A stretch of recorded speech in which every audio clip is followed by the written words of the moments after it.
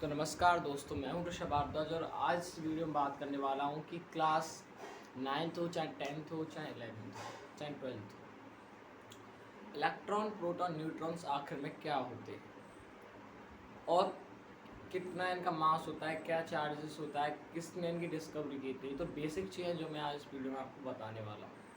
और हम किसी भी एलिमेंट को देखकर कैसे पता कर सकते हैं कि इसके अंदर कितने प्रोटॉन है, कितने न्यूट्रॉन हैं, कितने इलेक्ट्रॉन हैं। तो जमाए रखिए नज़र वीडियो पर, स्टार्ट करते बिना किसी देरी के। सबसे पहले बात करते हैं इलेक्ट्रॉन की। देखिए, ये किसी भी एलिमेंट का हमारे यहाँ पर 180 एलिमेंट्स डिस्कवर्ड हो चुके हैं। 118 एलिमेंट्स को डिस्कवर किया जा चुका है। उसमें से किसी भी एलिमेंट्स का मैं अगर कोई भी एटम ले लूँ, atom is the very smallest unit, atom सबसे छोटा यूनिट। उस एटम के अंदर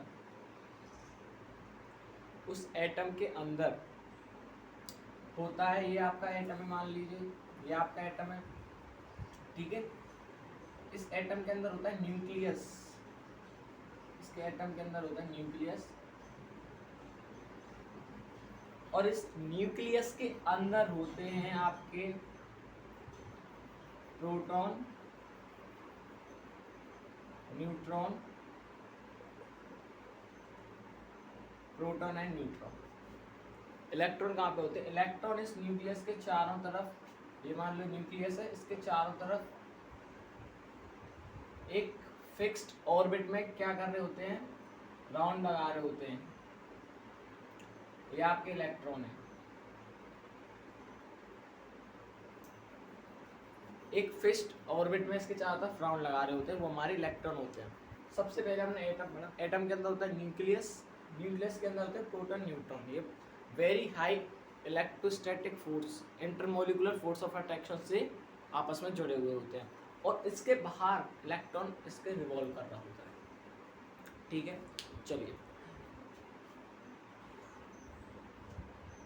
इलेक्ट्रॉन को हम स्मॉल ई से डिनोट करते हैं। इसका जो मास होता है, ये मास इतना कम होता है इनका, बहुत कम मास होता है इनका, ठीक है। तो इनका जो मास होता है वो होता है 9.1 10⁻³ kg। 9.1, इसको मत देखिए, पावर को देखिए, -31 है, मतलब 0.000 -31 बार लिखूंगा जब जाके 91 आएगा। इतना कम मास होता है, बहुत नेग्लिजिबल मास होता है, 9.1 10⁻³ और इनकी जो चार्ज की बात किया है, चार्ज जो इलेक्ट्रॉन के ऊपर होता है वो होता है -1.6 10⁻⁻19 कूलाम। जो चार्ज की यूनिट होती है वो कूलाम होती है, ठीक है। माइनस में होता है क्योंकि इलेक्ट्रॉन के पास कैसा चार्ज होता है, आपने ये तो पढ़ा होगा, नेगेटिव चार्ज होता है, तो माइनस में होता है, -19 कूलाम होता है, ठीक है। और इसकी जो डिस्कवर किया था, ये जिसके डिस्कवरर हैं, जिन्होंने डिस्कवर किया था, वो है आपके J Thomson.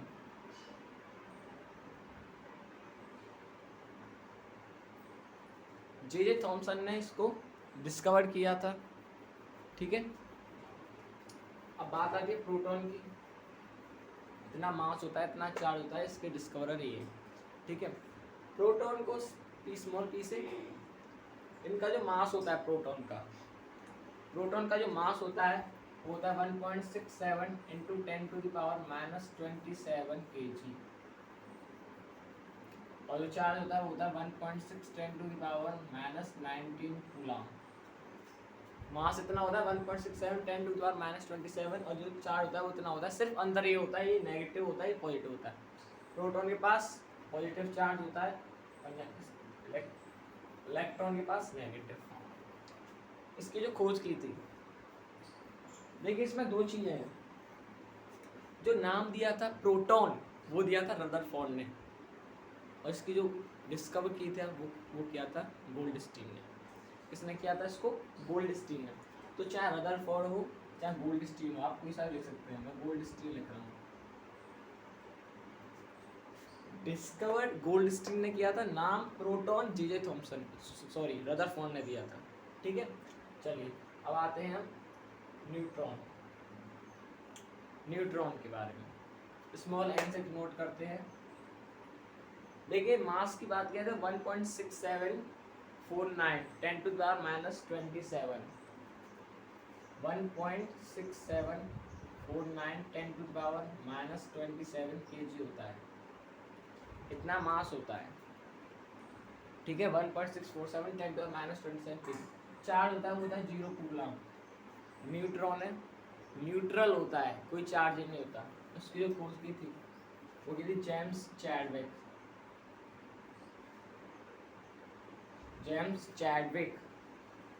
WICK James Chadwick ने इसकी डिस्कवर किया था। इतना इसके ऊपर इतना कोई चार्ज नहीं होता, 0 कूलम और मास होता है 1.6749। ये 1.67 है 10⁻27 ये 1.6749 है। ठीक है ये तो इसके मास चार्ज के बारे में बात हो गई। अब असली में इसका क्या मतलब होता है, देखिए मुझे दिया हुआ है सोडियम सॉरी ऑक्सीजन ले लेते हैं। ठीक है ऑक्सीजन का जो एटॉमिक नंबर होता है, एटॉमिक नंबर कितना होता है 8 होता है और मास कितना होता है 16। मास को आप किससे नोट करते हो ए से और एटॉमिक नंबर को जेड से, ये आपने पढ़ा होगा। जो एटॉमिक मास होता है एटॉमिक मास ए वो सम होता है प्रोटॉन प्लस न्यूट्रॉन का, प्रोटॉन प्लस न्यूट्रॉन का।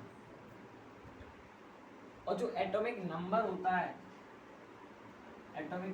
है वो नंबर ऑफ इलेक्ट्रॉन के इक्वल होता है और नंबर ऑफ प्रोटॉन के इक्वल होता है। ये बात समझ में आई। एटॉमिक मास है तो प्रोटॉन प्लस न्यूट्रॉन का है और एटॉमिक नंबर है वो किसका है, इलेक्ट्रॉन के इक्वल है और प्रोटॉन के इक्वल है। अगर मैं किसी भी एलिमेंट का एटॉमिक नंबर पता है मुझे तो मैं उसका डायरेक्ट बता दूंगा कि इसमें प्रोटॉन है इतने।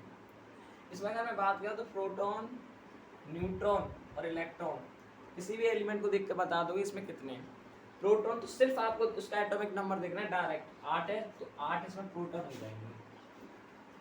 नाइट्रोजन है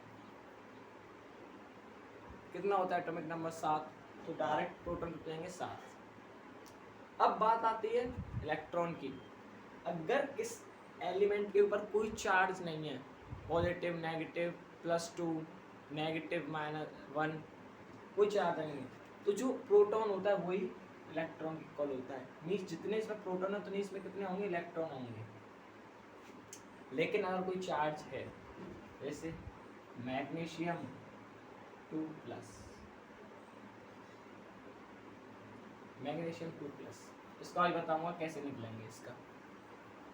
तो अगर कोई चार्ज नहीं है न्यूट्रल है तो इसे आप इलेक्ट्रॉन प्रोटॉन का दोनों का एटॉमिक नंबर होगा वही होगा। अब एटॉमिक मास निकालना है, अब मुझे न्यूट्रॉन निकालना है। न्यूट्रॉन एटॉमिक नंबर है 16, प्रोटॉन कितना है मेरा 8 माइनस प्लस न्यूट्रॉन 16 - 8 न्यूट्रॉन कितने हो गए 8। ठीक है इतने इसमें क्या होंगे न्यूट्रॉन होंगे। ठीक है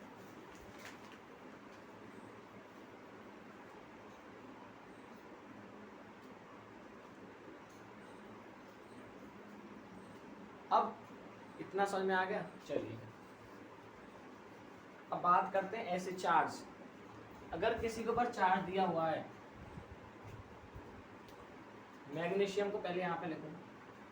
मैग्नीशियम का एटॉमिक नंबर क्या होता है सोडियम मैग्नीशियम 12 और मास क्या होता है मैग्नीशियम का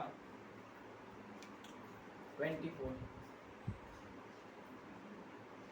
ही होता है ना। और इसके ऊपर +2 का चार्ज है।